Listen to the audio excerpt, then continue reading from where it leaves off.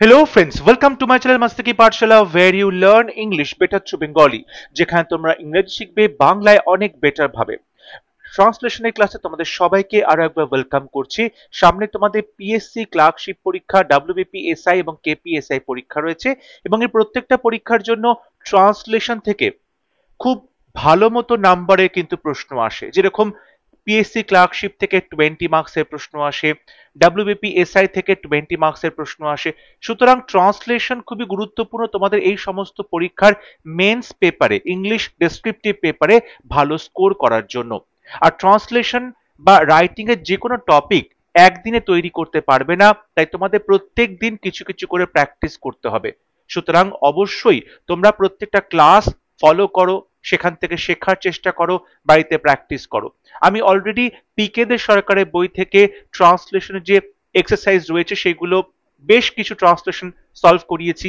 এছাড়াও বিভিন্ন সরকারি চাকরির প্রিভিয়াস ইয়ার্সে ট্রান্সলেশন যে প্রশ্নগুলো এসেছিল সেগুলো সলভ করে বিভিন্ন ক্লাসেস নিয়ে আসা হয়েছে। এর পরবর্তীতে আরো বিভিন্ন ক্লাসেস নিয়ে আসা হবে। আশা করব এই ক্লাসগুলো তোমাদের পরীক্ষা প্রিপারেশনকে অনেকটাই হেল্প করবে। তাহলে শুরু করছি আজকে ট্রান্সলেশনের ক্লাস। আজকে আমরা একটি প্যাসেজ নিয়েছি সত্যজিৎ রায়ের লেখা ছোট গল্প ক্লাস ফ্রেন্ড থেকে। সেই প্যাসেজটা আমরা বাংলাটা ভালো করে বোঝার চেষ্টা করব, তারপর প্রত্যেকটা সেন্টেন্সকে বাংলা থেকে ইংলিশে কতটা সহজে আমরা প্যাসেজ ট্রান্সলেশন করতে পারি সেগুলো শেখাবো। এখানে বলা হচ্ছে 30 বছর আগে স্কুল ছেড়েছেন মোহিত সরকার। মোহিত সরকার নামের এই ব্যক্তি, যিনি গল্পের প্রধান চরিত্র, তিনি তার স্কুল ছেড়েছিলেন 30 বছর আগে। ক্লাসে ছিল জনা 40 ছেলে। তার ক্লাসে মোটামুটি 40 জন মতো ছেলে ছিল। খুব মন দিয়ে ভাবলে হয়তো তাদের মধ্যে জনাভিষেকের নাম মনে পড়বে, আর সেই সঙ্গে চেহারাও।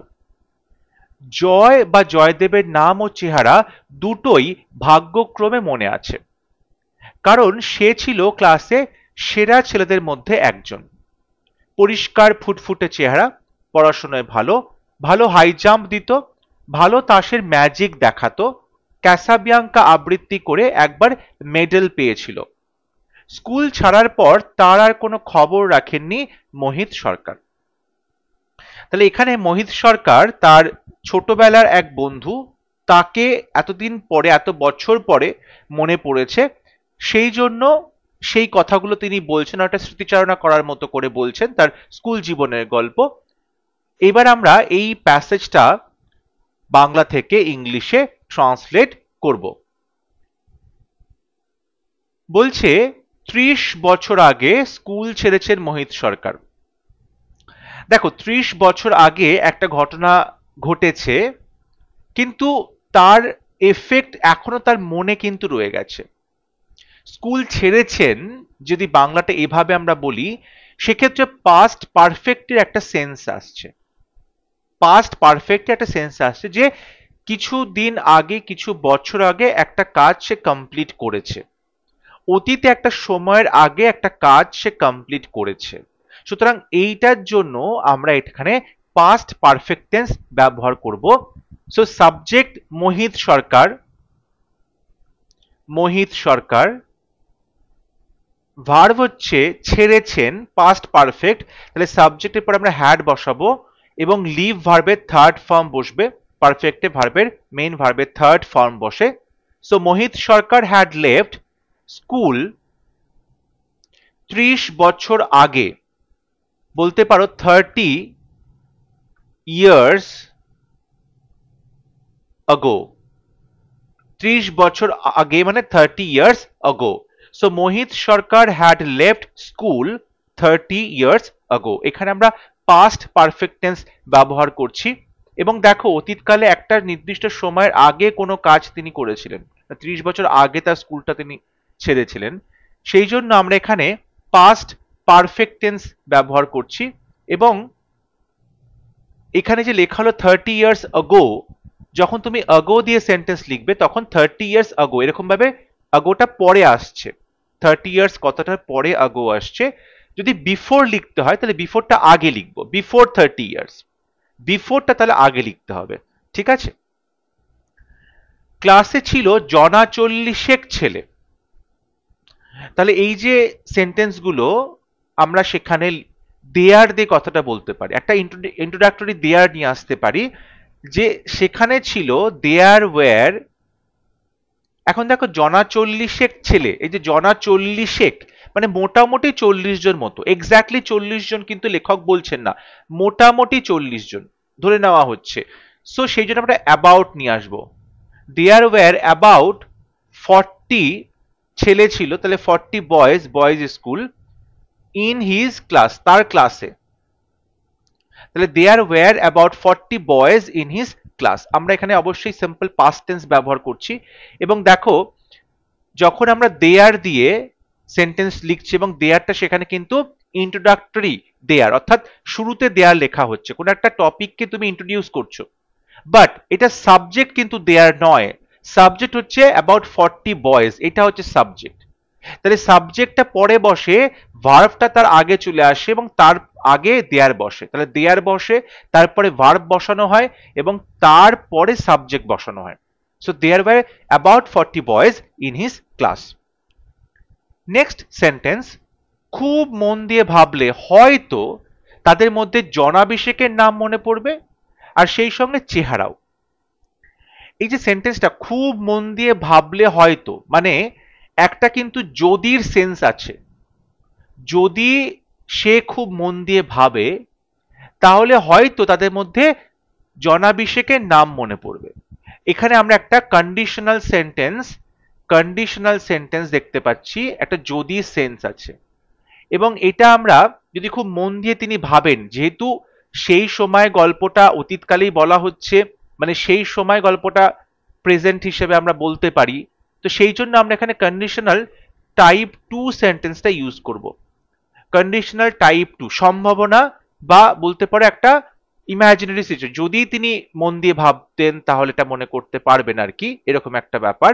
পাস্ট টেন্স আমরা এখানে টাইপ 2 ব্যবহার করছি, এবং টাইপ 2 এর ক্ষেত্রে ইফের সাথে সিম্পল পাস্ট টেন্স বসানো হয়, আর মেইন ক্লজের সাথে আমরা মোডাল তার V1 বসানো হয় মোডালের পরে, অর্থাৎ মোডালটা এখানে পাস্টে বসে, যেরকম কুড বলো, উড বলো, মাইট বলো, এরকম বসবে এখানে। তাহলে বলছে যদি খুব মন দিয়ে ভাবেন। দেখো এই পুরো প্যাসেজটা যদি তোমরা ভালো করে খেয়াল করবে, এটা লেখক যে গল্পটা লিখছেন, গল্পটা যেহেতু গল্প, তাই জন্য আমরা এখানে কিন্তু পাস্ট টেন্স ব্যবহার করছি। যেমন ধরো রবি ঠাকুর তার ছেলেবেলার যে গল্প, স্মৃতি, জীবন স্মৃতি, যে অটোবায়োগ্রাফিক্যাল লেখাগুলো লিখে গেছেন বা বলছিলেন, তিনি তখনকার কথা বলছেন, সেই সময়ে বসে সেই সময়কার কথা বলছেন। তো ওটা তো এখন আমাদের কাছে অতীত ওই ঘটনাগুলো, তাই তেমন যদি কোনো প্যাসেজ দেয় তাহলে আমরা পাস্ট টেন্সে লিখলে সেটা বেশি অ্যাপ্রোপ্রিয়েট হবে। তেমনি এই যে প্যাসেজগুলো, সেগুলোও আমরা সিম্পল পাস্ট টেন্স বা পাস্ট টেন্সের ফর্মগুলোতে লিখব। তাহলে এখানে আমরা কন্ডিশনাল সেন্টেন্স লিখছি টাইপ 2। কি বলা হচ্ছে, যদি তিনি মনে করেন, তাহলে যদি তিনি মনে করতেন আর কি, if he thought about it, এটা সম্পর্কে ভালো করে মনে করেন, ভালো করে ভাবেন, মন দিয়ে ভাবেন। তাহলে if he thought about it, ভালো করে ভাবা, ভেরি কেয়ারফুলি, বা বলতে পারো মন দিয়ে ভাবা, অ্যাটেন্টিভলিও বলা যেতে পারে, অ্যাটেন্টিভলি, কিংবা গভীরভাবে ডিপলিও করতে পারো। তাহলে if he thought about it very carefully, attentively বা ডিপলি, আমরা এখানে ইফ ক্লজটা সিম্পল পাস্ট টেন্স ব্যবহার করেছি, তাই মেইন ক্লজের সাথে আমরা মোডালে পাস্ট ফর্মগুলো ব্যবহার করব। তাহলে তিনি মনে করতে পারবেন, হি মাইট রিমেম্বার, মনে করতে পারবেন, এখানে মোডাল হচ্ছে মাইট, হেল্পিং ভার্ব, তারপরে মেইন ভার্ব রিমেম্বার। হি মাইট রিমেম্বার বা রিকল, ঠিক আছে, কি রিকল করতে পারবে, জনাভিষেকের নাম। তাহলে হি মাইট রিমেম্বার বা recall the names of about, প্রায়, জনাভিষেক, অ্যাবাউট 20 of them বা 20 of those boys, সেই ছেলেদের মধ্যে 20।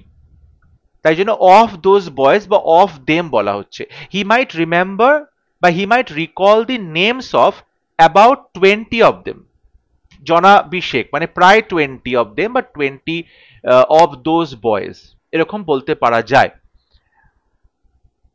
এখানে হি মাইট রিমেম্বার যেটা বলছো সেটার বদলে আমরা আর একটা কথা বলতে পারি যে হি would be able, সে পারবে, সমর্থ হবে, he would be able to remember, he would be able to remember বা recall।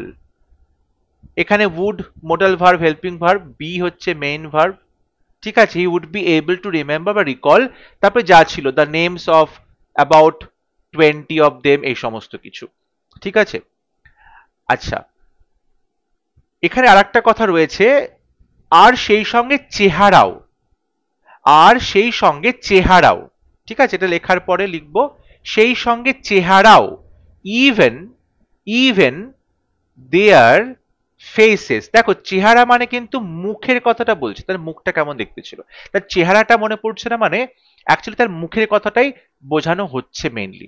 কিন্তু তোমাদের যদি মনে হয় চেহারা বলতে তার হয়তো পুরো যে বাহ্যিক তার যে স্ট্রাকচার, বডি স্ট্রাকচার বা তাকে পুরো কেমন দেখতে ছিল, তার বডি কেমন ছিল, সবকিছু মিলিয়ে, তাহলে আমরা অ্যাপিয়ারেন্সেস লিখতে পারি, অ্যাপিয়ারেন্স, ঠিক আছে, এটা আমরা লিখতে পারি, ইভেন দ্য অ্যাপিয়ারেন্স। বা আমরা ডিসপোজিশন কথাটাও বলতে পারি, ডিসপোজিশন মানে কিন্তু মুখমণ্ডল যেটা, সেটা বোঝানো হচ্ছে। সো ইভেন দ্য ফেসেস কিংবা ডিসপোজিশনস কিংবা অ্যাপিয়ারেন্স, ঠিক আছে। আমরা এইভাবে পুরো সেন্টেন্সটা বলতে পারি। So if he thought about it very carefully, attentively বা ডিপলি, হি মাইট রিমেম্বার, হয়তো মনে করতে পারে, এই যে আছে না হয়তো মনে পড়বে, তাহলে হি মাইট রিমেম্বার, ঠিক আছে, হয়তো মাইট মনে পড়তেও পারে, হয়তো রিমেম্বার বা recall the names of about 20 of them বা 20 অফ দোজ বয়েজ, কিংবা he would be able to remember বা রিকল। আশা করছি সেন্টেন্সগুলো বুঝতে তোমাদের অসুবিধা হচ্ছে না। যদি কোথাও কোনো কনফিউশন থাকে অবশ্যই তোমরা কমেন্টে লিখে জানাবে। জয় বা জয়দেবের নাম ও চেহারা দুটোই ভাগ্যক্রমে মনে আছে, ভাগ্যক্রমে মনে আছে। দেখো ভাগ্যক্রমে মনে আছে যেটা বলা হচ্ছে, এটা আসলে লাকিলি, ঠিক আছে, ভাগ্যক্রমে লাকিলি বা ফরচুনেটলিও বলতে পারো, ফরচুনেটলি সৌভাগ্যবশত তার মনে আছে, মানে সে মনে করতে পারলো, মনে করতে পেরেছিল, হি কুড রিমেম্বার,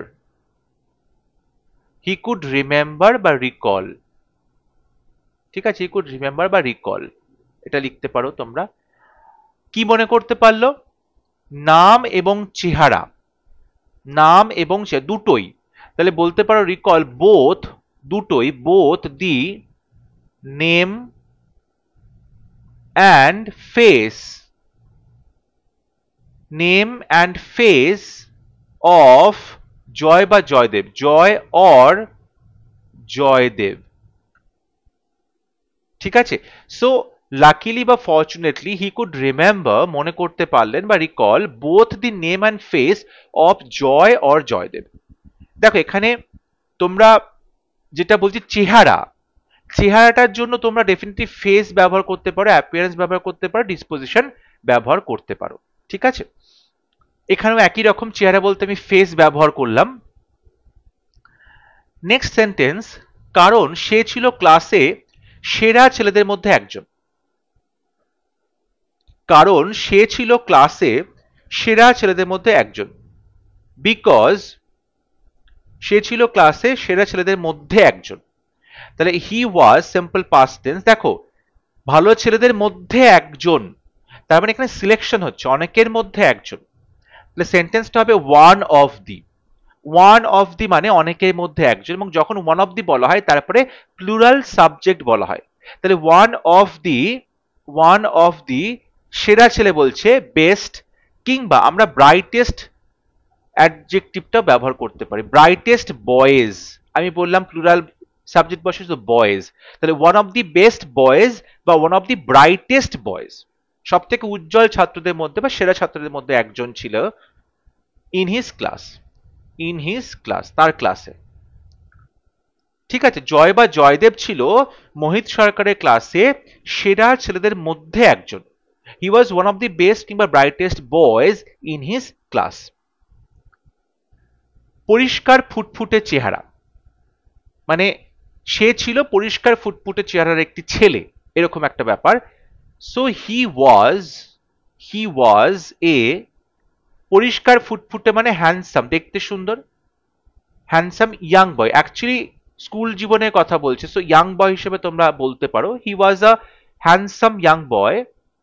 কিংবা এই যে পরিষ্কার ফুটফুটে চেহারা, আমরা এখানে ফেয়ার অ্যান্ড হ্যান্ডসাম বলতে পারি। আমি অবশ্যই এখানে কোনো ক্রিমের নাম বা ক্রিমের প্রোডাক্টের কোনো প্রমোশন করছি না, but fair and handsome, fair মানে ফুটফুটে পরিষ্কার আর কি, ফুটফুটে মানে হ্যান্ডসাম ছিল। So he was a handsome young boy কিংবা he was fair and handsome, কমা পড়াশোনায় ভালো, পড়াশোনায় ভালো, তার মানে বলতে পারো হি, যেহেতু এখানে ওয়াজ একবার বসানো হয়েছে, পরে ওয়াজ না বসালেও হবে, good at studies, good at studies, ঠিক আছে, পড়াশোনায় ভালো। সো এখানে গুড অ্যাট স্টাডিজ যেমন বলা যেতে পারে, তেমনি এটাকে যদি আমরা একটু অন্যভাবে বলি যে he did, he did well, he did well, আমরা এখানে হি ডিড ওয়েলটাই বলবো, কারণ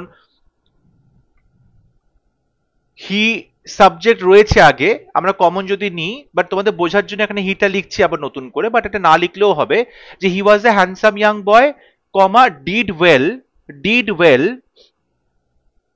did well in his studies, পড়াশোনায় ভালো, did well in his studies, এভাবে বলতে পারো। ভালো হাই জাম্প দিত, ভালো হাই জাম্প দিত, তাহলে